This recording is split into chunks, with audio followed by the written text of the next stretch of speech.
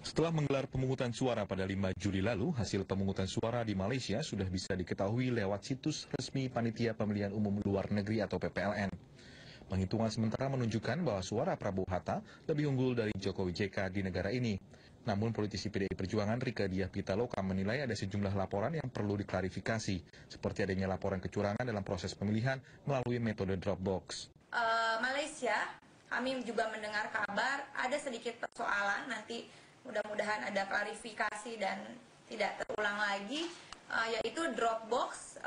Menurut laporan jaringan di sana, ada ketika dibuka itu ada satu kotak yang isinya semuanya pada nomor urut, bukan nomor urut 2, dan dicoblos di titik yang sama. Ya, tidak tahu apakah ditumpuk dulu atau gimana.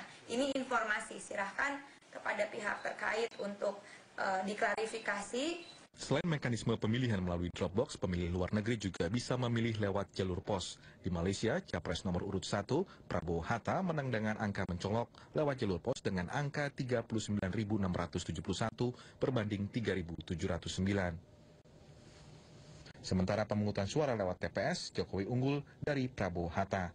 Lembaga pendamping buruh migran, Migran Care, punya catatan terkait pemilih yang menyalurkan suaranya lewat jalur pos dan Dropbox ini.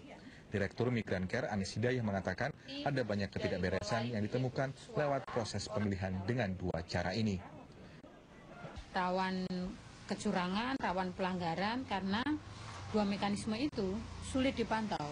Transparansinya juga susah dipastikan. Kenapa? Karena pergerakan surat suara, baik pos maupun Dropbox, itu tidak terkontrol.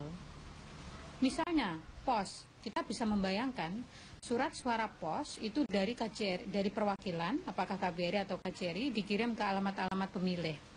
Kemudian tentu ke pos dulu ya, pos yang mengirimkan. Dari sana, dari alamat pemilih dikirim balik ke pos, baru perwakilan mengambil kembali di pos. Siapa yang bisa memastikan bahwa yang mencoblos itu benar-benar pemilih yang ada di dalam surat itu? Sementara itu, Ketua Perludem Didi Suprianto juga punya catatan lain seputar penggunaan mekanisme pemilihan lewat jalur pos dan Dropbox ini. Proses verifikasi alamat pemilik hak suara bisa dilakukan dengan menggunakan metode sampling, apakah mereka benar melakukan pemilihan lewat pos atau tidak. Maka sebetulnya yang bisa kita lakukan ada sampling. Misalnya katakanlah di satu negara kedapatan pemilihnya yang menggunakan pos dan Dropbox itu 200 pemilih, misalnya 200 suara ya. Setelah itu 200 suara. Nah itu kan bisa diidentifikasi pemilih mana yang menggunakan, karena ada DPT-nya juga kan. Nah itu disampling saja, disampling dalam hal ini ditelepon, dihubungi, katakan disampling 10%. Dari 200 coba dicek ke 20 nama secara acak ya.